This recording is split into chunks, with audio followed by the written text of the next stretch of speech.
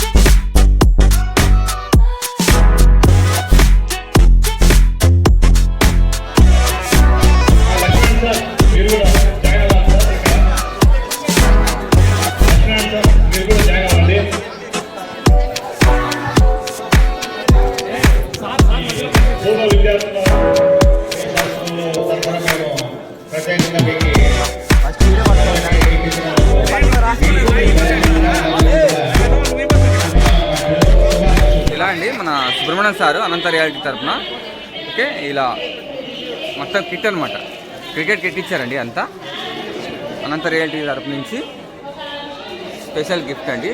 Okay మొత్తం kit అనమాట, ఇట్లా కిట్ వస్తుంది మొత్తం.